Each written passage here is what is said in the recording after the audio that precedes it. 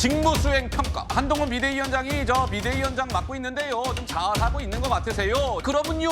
잘하고 있죠. 47. 아니에요. 못하고 있어요가 40. 이재명 민주당 대표는 잘하고 있어요가 35. 아니에요. 못하고 있어요가 56이 나왔습니다. 그런데 이와 거의 유사한 여론조사가 오늘이 금요일이기 때문에 갤럽 조사가 나오는 날인데 그 발표가 있었습니다. 이어서 보시죠. 이러했습니다. 역할 수행 평가.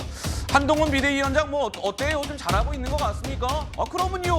잘하고 있다 52. 너너 못하고 있어요. 40. 이재명 민주당 대표는 잘하고 있어요. 35. 너너 못하고 있어요. 59. 제 개인 지지라는 것은 사실 국민들께서 잘 봐주시는 것이고요. 그게 전 대단한 것이라고 생각하지는 않습니다. 그렇지만 우리 국민의힘이 정말 열심히 하려고 노력하고 있습니다. 저도 그렇고요. 그걸 국민들께서 서서히 알아봐 주실 거라고 생각합니다. 거기에 걸맞는 실천과 행동을 열심히 할 겁니다. 지난 12월 26일 날 비대위원장을 추대했기 때문에 한 달이 되는 날에 이제 여론조사가 나왔는데요. 오늘은 한국갤럽조사가 나왔고 어제는 NBS라고 해서 우리나라 메이저 4개 여론조사 기관이 하는 여론조사 나왔습니다.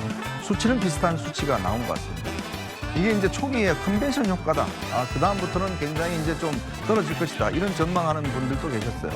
근데 이미 컨벤션은 지난 것 같습니다.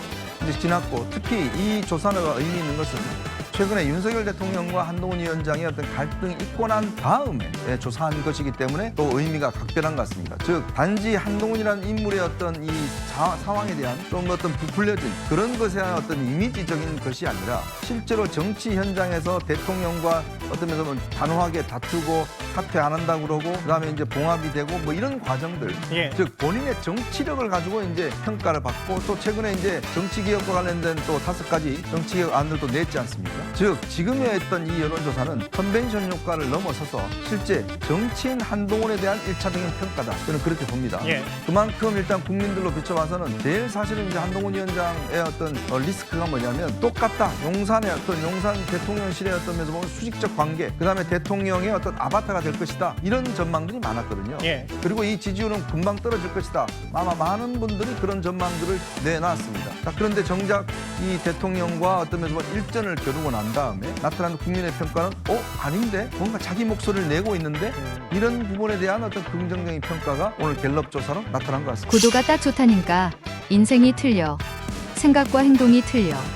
우린 이제 정상적이고 올바르게 살아온 유능한 미래의 지도자를 선택해야 할 의무와 누려야 할 권리를 찾아와야 합니다.